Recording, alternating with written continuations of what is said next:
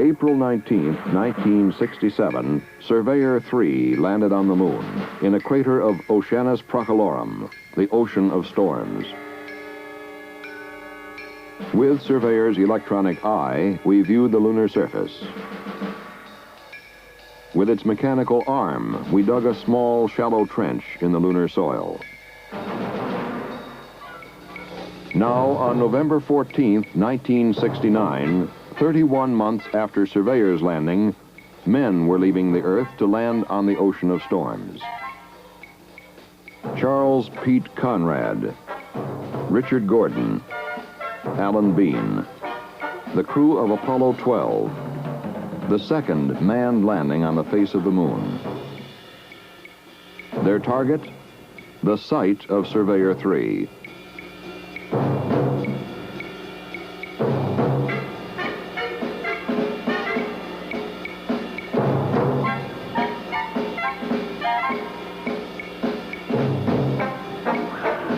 Ignition sequence start. 6, 5, 4, 3, 2, 1, 0. All engines running. Commit. Liftoff. Apollo 12 lifted off in the driving rain. Pete Conrad reports the yaw program is in.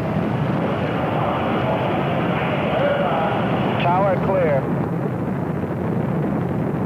The pitch and a roll program, and this baby is really going. 36 seconds later, lightning struck the spacecraft. I don't know what happened here. We had everything in the world drop out. I'm not sure if you get hit by lightning. Fuel cell lights and AC bus light. Fuel cell disconnect. AC bus overload 1 and 2. Main bus A and B out.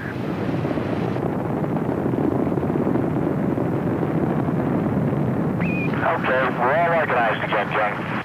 We've had a couple of cardiac arrests down here too, Pete.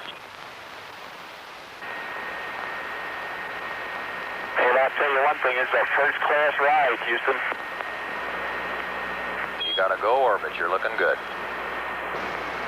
In space and on Earth, they checked out the systems to be sure that the lightning had caused no damage that would endanger the mission. The time for commitment neared. The burn to send Apollo 12 to the moon. Translunar injection, TLI. Apollo 12 Houston, the good word is your go for TLI. Hoopy-doo, we're ready. We didn't expect anything else. We didn't train for anything else, Pete. You better believe it. We have data and thrust is go. Burn looks good. With engine cut off, Apollo 12 was on its way to the moon. Now they turned around to dock with the lunar module and pull it free of the now useless booster. We got a hard dock, Houston. She looks good. The next burn would place Apollo 12 on a new path to the moon. Previous missions had followed a trajectory that would allow them to loop around the moon and, with no further burns, return to Earth. But Apollo 12, in order to land at the proper site with the proper lighting, would break out of the free return path. Should a failure occur, a burn of the service or lunar module engine would be needed to get them home. 7, 6, 5, flashing 99, 0, 2, 1, ignition, thrust. That's all valve. Okay, other valve valves. 3, 4, 5, 6, very good. Now they settle down to the routine of the outward flight. We're trying all these things that we didn't have in Gemini, like toothpaste and shaving, and we're really having a ball up here. Roger. All dressed up and no place to go. Oh, we're going someplace. We can see it getting bigger and bigger all the time. Then, on November 17th, they prepared for orbit around the moon. Our motion to the left is not as apparent as our motion towards the moon, and therefore we have the decided impression that we're going right into the center of that baby right now. Okay, Houston, we're maneuvering to the burn attitude. Roger, we copy that 12. we're beginning to go into darkness at this time. Roger, 12. Matter of fact, we're there. Hello, 12, Houston, you're go for LOI. Roger, Houston, go for LOI. Burn checklist is complete to -6 minutes, and we're holding at that point. LOI, Lunar Orbit Insertion, the burn of the spacecraft rocket engine that would place Apollo 12 into orbit around the moon. With this burn occurring behind the moon, there would be no communications with the spacecraft until it came over the lunar horizon. The command module, Yankee Clipper, the lunar module, Intrepid. Apollo 12, Houston. Hello, Houston. Yankee Clipper with Intrepid in tow has arrived on time. I guess like everybody else that just arrived, all three of us are plastered to the windows looking. The next day, Pete Conrad and Alan Bean entered the lunar module, leaving Dick Gordon in the command module. Now the Intrepid and Yankee Clipper undocked and separated, preparatory to Intrepid's descent and landing on the moon. Okay, here you go again. 80.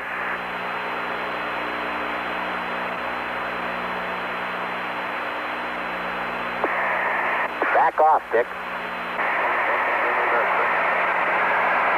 There he goes.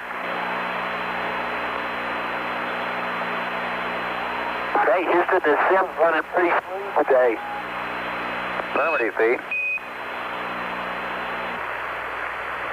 As with the orbit insertion burn, the burn to begin descent was made behind the moon.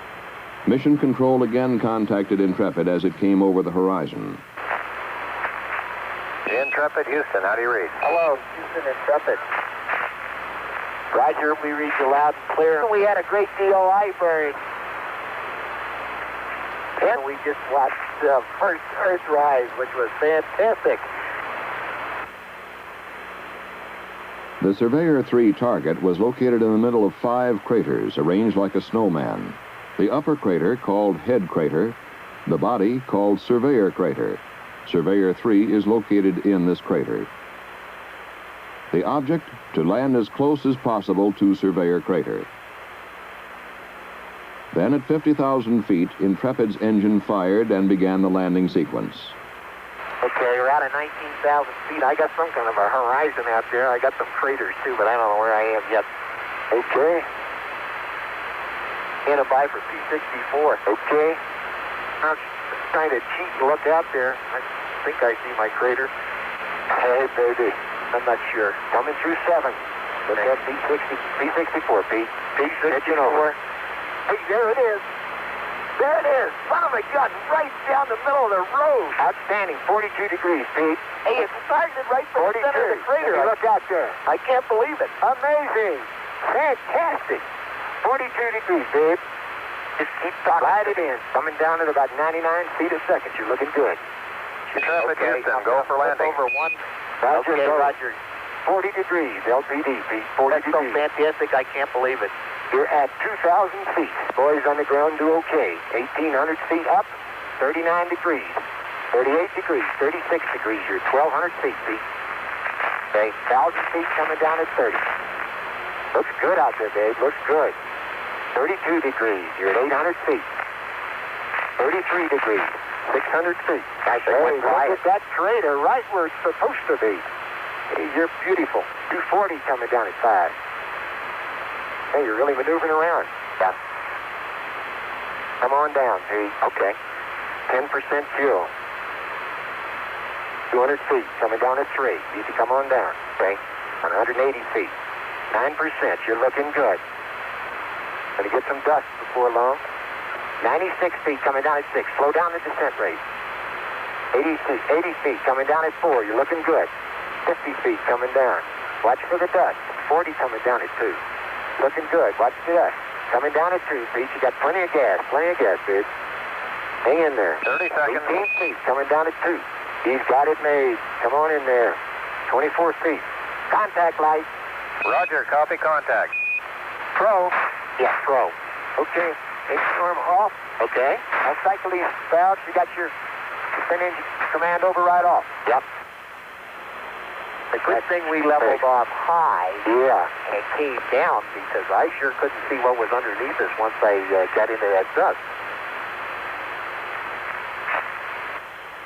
It's a nice place to land. Look at those boulders out there on the horizon, Pete. Gee, me. As Conrad and Bean began preparations for their first trip of exploration, men on Earth began their attempts to fix their exact landing site. They were aided by Dick Gordon, orbiting in Yankee Clipper. I have him tripping. Well done, Clipper. Negative, he's on a surveyor crater. He's about a quarter of the surveyor crater diameter to the northwest. Roger. Dick Gordon using the 28 power sextant for these sightings. I see surveyor.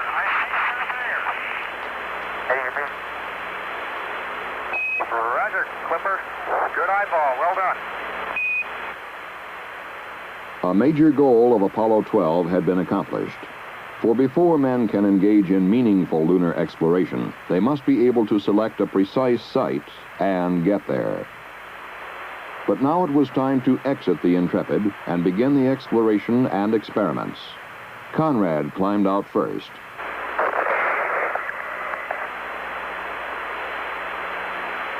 Okay, I'm at the porch. Hey, I'll tell you what we're parked next to. What? We're about 25 feet in front of the surveyor crater. That's good. That's where we want it to be. I bet you when I get down to the bottom of the ladder, I can see the surveyor. Okay. Down to the pad. Okay. Okay. Man, that may have been a small one for Neil, but that's a long one for me. Oh, you'll never believe it. That's what I see sitting on the side of the crater. The old surveyor, huh? The old surveyor, yes, sir. Does that look neat? It can't be any further than 600 feet from here. How about that? Now, Pete Conrad collected a preliminary geological sample. I have the decided impression I don't want to move too rapidly. But I can walk quite well. Seems a little weird, I'll tell you. Don't think you're going to steam around here quite as fast as you thought you were. Hey, Al, you can work out here all day. Just take your time. Dum-da-dum-dum-dum. Dum-dum-dum-dum. Now, Al Bean left Intrepid to join Conrad on the surface of the moon. Good shape. Yeah, I'll pull the hatch closed here. Okay. Don't lock it.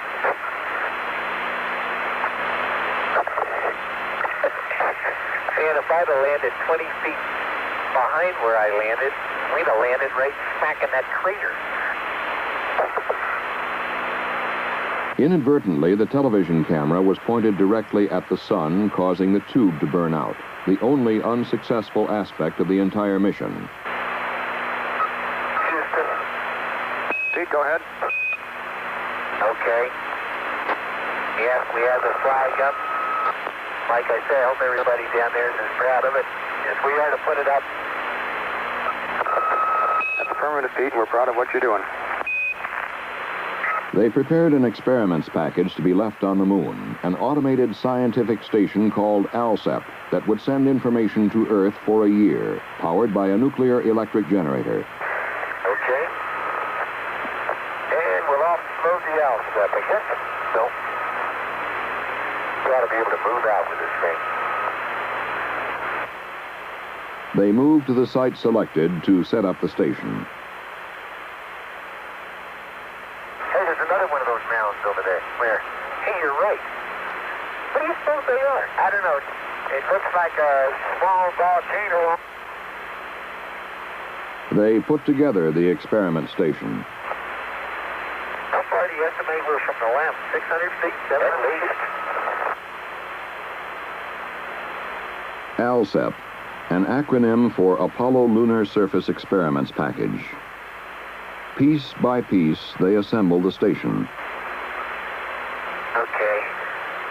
I've got the solar wind deployed here. The solar wind experiment, to measure atomic particles thrown off by the sun as they struck the moon. A device to measure the moon's tenuous atmosphere. A magnetometer to measure the lunar magnetic field, which would later be found to be 10 to 20 times stronger than many scientists had expected. A seismometer to measure physical properties of the crust and interior. And the data station to collect the experimental measurements and transmit them to Earth. With ALSEP deployed, Conrad and Bean began collecting geological samples. Oh, there's a rock. Look at that. Son of a gun. They gotta have that. They drove a core tube into the surface to collect soil from various depths. Okay, I'm core tubing it right now. Auger it a bit and pound it. But now it's full length. We show you're 3 hours and 7 minutes into it, into the EVA.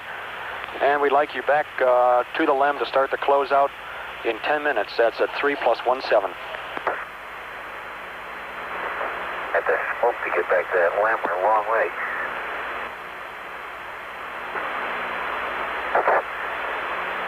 Yeah, Houston, we're approaching the ALSEP. Headed back to the LEM. Pete and Al, we're picking up your heavy footprints going by the seismometer. Okay, and then we ought to dust each other off. Man, we are filthy.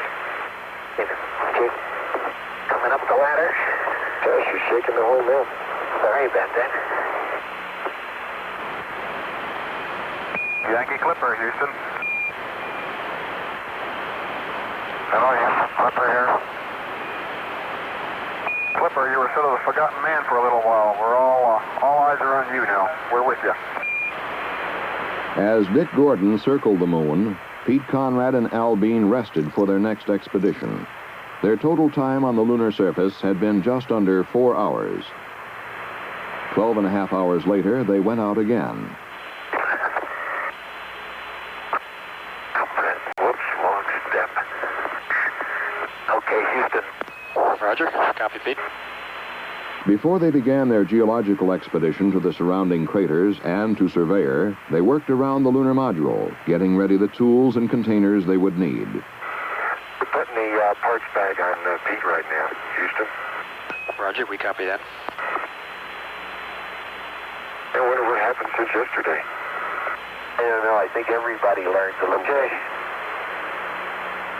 As Bean readied the equipment, Conrad went out to the ALSEP station to check an instrument about which the Earth-based scientists had shown some concern. I'll lope off to the ALSEP and check the size. I'll meet you at point 1 at head crater. Houston, Pete's on his way to the ALSEP.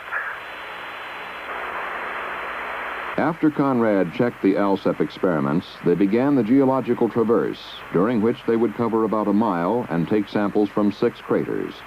You're going to get a big surprise when you look into this head crater, Al. It's a heck of a lot deeper than it looked, eh? There you go. That's a good rock. Hey, look at the pips in it, too. That's just going to be a good rock, Houston. Okay, Houston, I'm coming up on Bench Crater right now. Boy, there's some big fragments out here. Pictures. What a fantastic sight. Al, look at the bottom of that crater. Here's some good rock samples right here. Come on. Why don't we stop here and look at the chart a little bit more closely? Man, does that LEM look small back there? Pete, now we show you're 1,200 feet from the LEM. Okay. You know what I feel like, Al? You ever see those pictures of giraffes running in slow motion? That's exactly what I feel like. Got the decided feeling I'm going to sleep tonight. Then they arrived at Surveyor, their target. While the Surveyor activities were a bonus, they were symbolic of the success of Apollo 12. Yeah, we're just going to move to the area. Now look, you can see which way it came in. See the way this gear pit's dug in over there? Dug up dirt, you're still sitting there. Okay, Houston, I'm jiggling it. The Surveyor is firmly planted here. That's no problem. Okay, Al, we're ready to start getting a TV camera. Okay. All right, you see that material disintegrate. Hey, that's easy. Okay, 2 more tubes on that TV camera, and that baby's ours. Done. There you go. In the bag. Yeah, I got to zip it up. Good show. How about let me cut this scoop off? Sure. Didn't think you were going to leave without a scoop, did you? Okay, let's head for Blackie Crater. So they left Surveyor, and after a stop at the crater called Block, they were back at the lunar module, collecting the solar wind experiment, stowing the rock boxes. It's really ridiculous. I got dust all over the rock box, and I'm trying to blow it off. Bean re-entered the lunar module first. Conrad, using a transfer apparatus similar to a clothesline reel, sent the samples up to him. Then, Conrad, too, left the lunar surface. Okay. Houston, if you can mark me off the lunar surface. Roger, we got that, Pete, at 3 hours and 50 minutes into the EVA. Yeah, yep, little ladder I come. I hope. But there was no time to rest. The lunar module had to be prepared for liftoff from the moon and rendezvous with Yankee Clipper. Looking good, Pete. 3, 2, 1, lift off. And away we go. Boy, did it fire. Joy, we're on our way. And at 1 minute, yaw right 20 feet. Okay.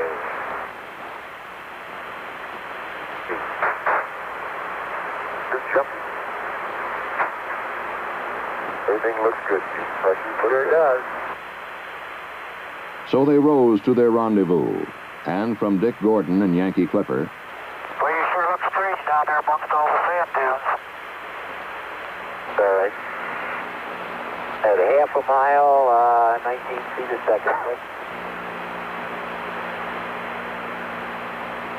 We're looking better all the time, Yankee.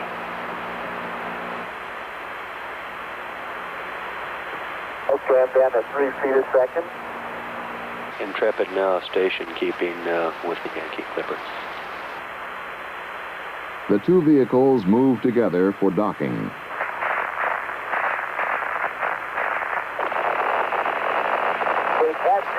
Capture. Okay. Steady as a rock. And you're all free, boy. Now, Conrad and Bean rejoined Dick Gordon in the command module, bringing with them the samples, experiments, and photographs to be returned to Earth. The next step, jettison the lunar module, then send it crashing into the moon to help calibrate the seismometer left on the surface. This instrument was designed to measure the intensity of meteor impacts, moonquakes, landslides, and similar phenomena. Guidance and control officer reports that the two spacecraft have separated. Apollo 12, Houston, the LEM is on its way down. Roger, watch. The men on Earth monitored the output of the seismometer, waiting for impact. Countdown for LEM impact. 3, 2, 1, mark. LEM impact. As for the meaning of it, I'd rather not make an interpretation right now, but it is as though one had struck a bell, say, in the belfry of the church, a single blow, and found that the reverberations from it continued for 30 minutes. After 55 minutes, the reverberations still had not faded completely. Apollo 12 continued its orbits of the moon, gathering photography for scientific study, including the Fra Mauro area, the landing site for Apollo 13. And then it was time to head back to Earth. Roger, roger. Bye-bye. See you on the other side. Have fun. The burn to send them home would take place behind the moon. On Earth, we waited for Apollo 12 once more. Apollo 12, Houston. Hello, Houston. Apollo 12 en route home. Shortly before re-entry, the crew of Apollo 12 watched the Earth move to blot out the sun. We're getting a spectacular view of that eclipse. We're using the sun filter from the GNN optics looking through it, and it's unbelievable. Then Apollo 12 hit the atmosphere of Earth at 25,000 miles an hour. Okay, it's right on the money. Raj, we concur, Pete.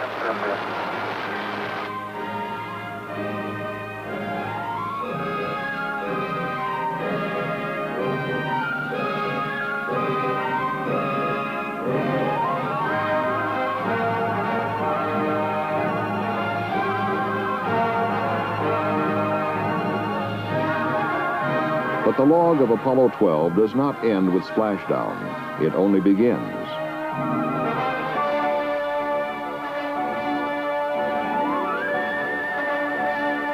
And if I got the grapefruit rock of all grapefruit rocks.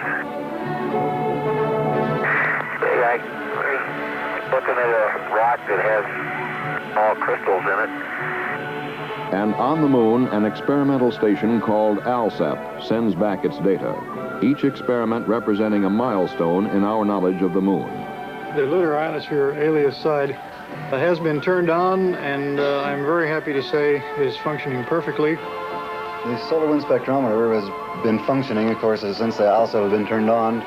The seismic experiment, as has been reported, is functioning in all respects properly. I think it will represent a major discovery completely unanticipated about the moon. We're going to have to throw the book away and begin over again, which seems to be the case for the moon in general. Apollo 12 was a milestone in manned extraterrestrial exploration. It achieved its pinpoint landing, as close as possible to its selected target, marked by Surveyor. It set a pace and a pattern of scientific exploration that future missions will not only follow, but will go beyond.